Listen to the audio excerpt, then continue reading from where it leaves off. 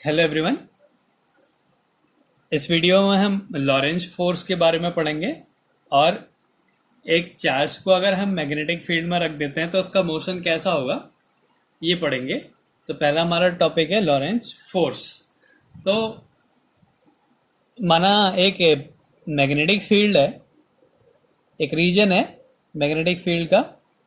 ये magnetic field है जिसकी डायरेक्शन इनवर्ड है। ऐसे ये हमने मैग्नेटिक फील्ड बना दिया। ये मैग्नेटिक फील्ड की डायरेक्शन ऐसे इनवर्ड है। अगर हम इधर पे एक चार्ज पार्टिकल को भेजते हैं, एक चार्ज को जो कि मैग्नेटिक फील्ड के परपेंडिकुलर है, चार्ज की ये डायरेक्शन है चार्ज की, ये मैग्नेटिक फील्ड के परपेंडिकुलर है। तो हम अगर इसको v वेलोसिटी से इस मैग्नेटिक फील्ड में भेज देते हैं तो क्या होता है कि ये ऐसे एक सर्कुलर पाथ में मूव करने लग जाता है। तो अगर एक ये सर्कुलर पाथ में मूव कर रहा है तो इसका मतलब क्या है, इसमें सेंटर की तरफ एक फोर्स लग रहा है जिसको हम यहाँ पे सेंट्रीपिटल फोर्स कह सकते हैं। वो फोर्स क्या होता है, इसको एक सर्कुलर पाथ में मूव कराता है। तो अगर हम किसी चार्ज पार्टिकल को मैग्नेटिक फील्ड में रखते हैं तो उस पर एक फोर्स लगता है। और अगर एक चार्ज पार्टिकल है तो वो अपना एक इलेक्ट्रिक फील्ड लगाएगा तो उसके कारण भी उस पर एक फोर्स लगता है, F=QE, जो हम पहले पढ़ चुके हैं। तो suppose a charge moving in a magnetic field, suppose a charge moving in a magnetic field, moving in a magnetic field,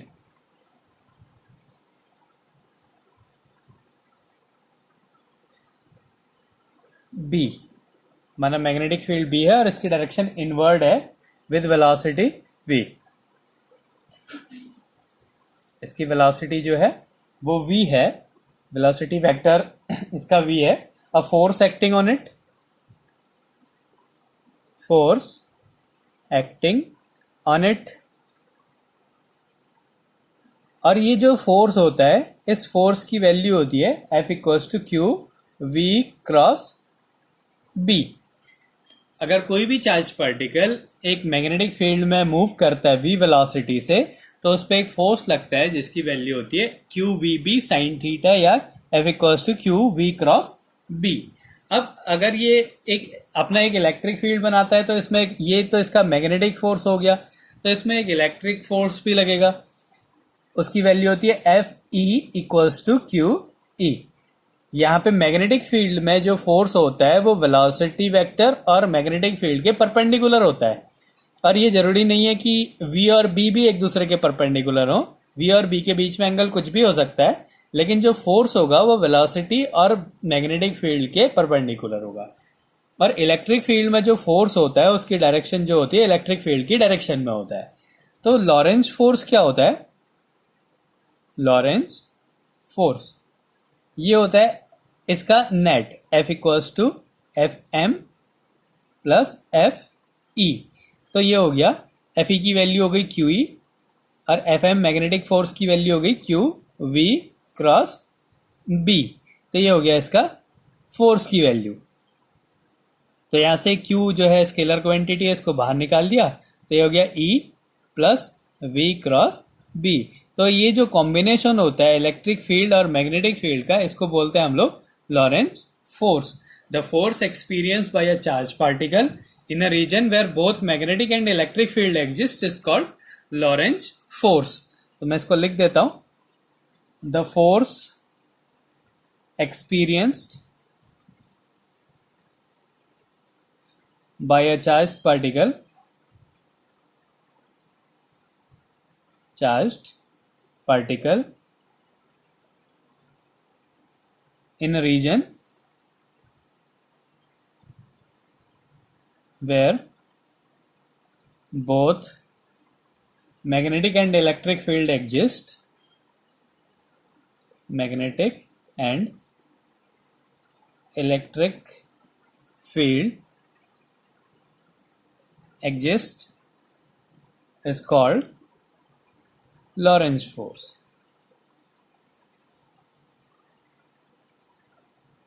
तो इसको कहते हैं हम लोग लॉरेंज फोर्स। अब इसके बाद इसका जो दूसरा टॉपिक है वो है motion of a charge when moves in a direction perpendicular to magnetic field. एक चार्ज को हम अगर हम मैग्नेटिक फील्ड के परपेंडिकुलर मूव कर रहे हैं तो उसका मोशन कैसा होगा। तो अगला टॉपिक है motion of a charge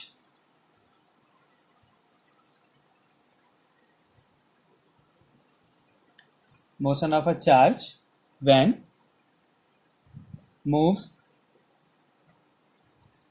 in a direction perpendicular to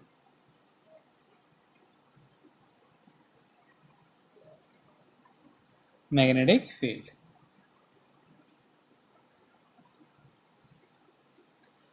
अगर एक चार्ज को हम मैग्नेटिक फील्ड के परपेंडिकुलर मूव कर रहे हैं तो उसका मोशन कैसा होगा ये हमने देखना है।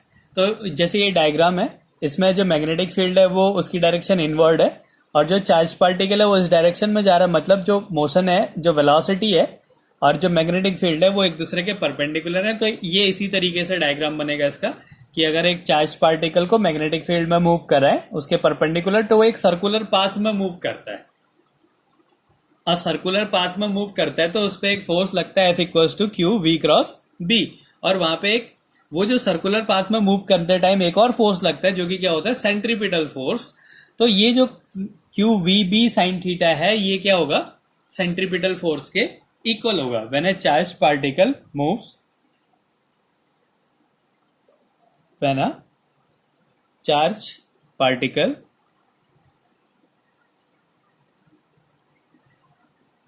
moves perpendicular to magnetic field,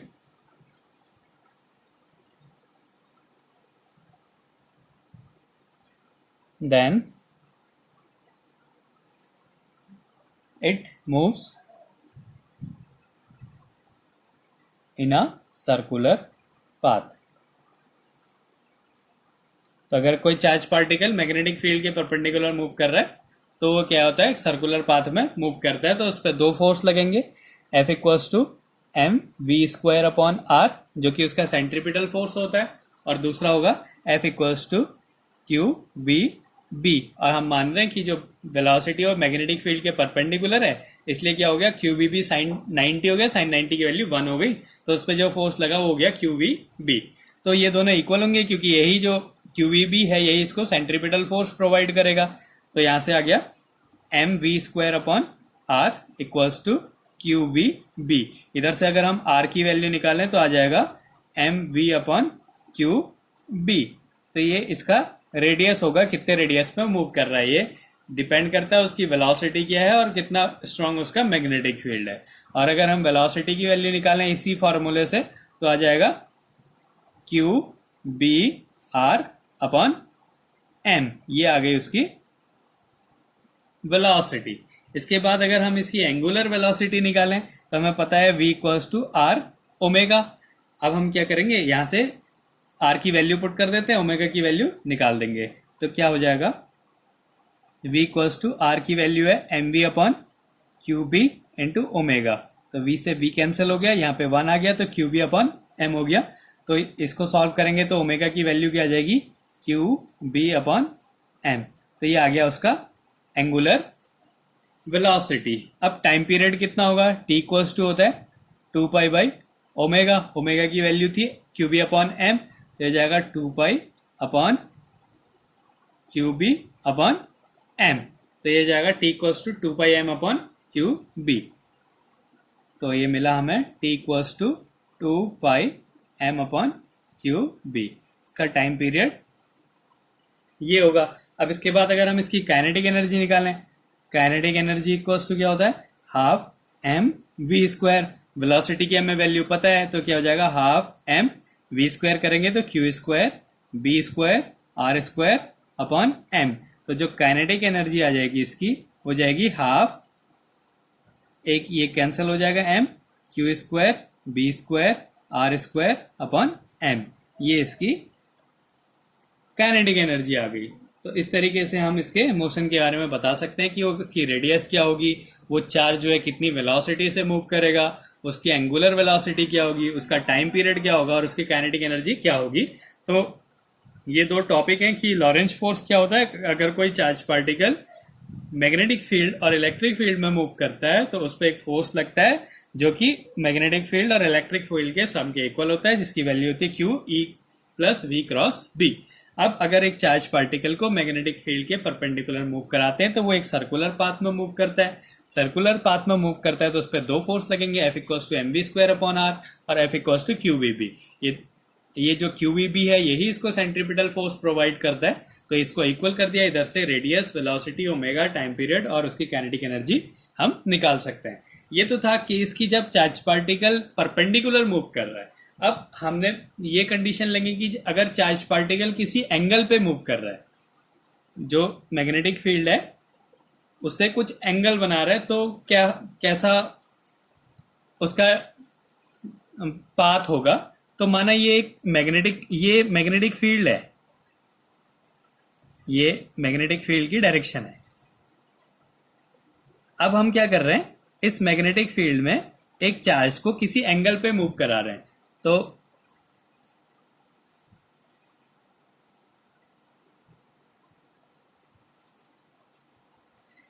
माना एक चार्ज पार्टिकल इस ऐसे मूव कर रहा है, इसमें ये वेलोसिटी है उसकी, ये मैग्नेटिक फील्ड से थीटा एंगल पे मूव कर रहा है। तो यहाँ पे क्या होगा, इसके दो कंपोनेंट हो जाएंगे। एक हो जाएगा इसका हॉरिजॉन्टल कंपोनेंट जो कि हो जाएगा v cos थीटा, और एक वर्टिकल कंपोनेंट हो जाएगा जो कि होगा v sin थीटा। तो इसमें क्या होता है, जो ये v sin थीटा कंपोनेंट है इसके कारण तो ये इस मैग्नेटिक फील्ड में ऐसे सर्कुलर पाथ में मूव करेगा, और जो v cos थीटा होता है ये क्या करता है, इसको आगे को ले जाता है। तो इसका जो पाथ हो जाता है वो हेलिक्स हो जाता है, तो इसको हेलिकल मोशन कहते हैं। तो इसमें क्या करेगा, ये जो चार्ज पार्टिकल है ये ऐसे मूव करने लग जाएगा, इसके चारों तरफ सर्कुलर पाथ में भी मूव करेगा और आगे भी बढ़ेगा। तो ये इस टाइप से एक हेलिक्स की तरह मूव करने लग जाता है। ये इस तरीके से ये जो है सर्कुलर पाथ में ऐसे, जैसे मैग्नेटिक फील्ड है तो इसके चारों तरफ इस तरीके से आगे को घूमने लग जाता है। तो ये हो गया हेलिकल मोशन।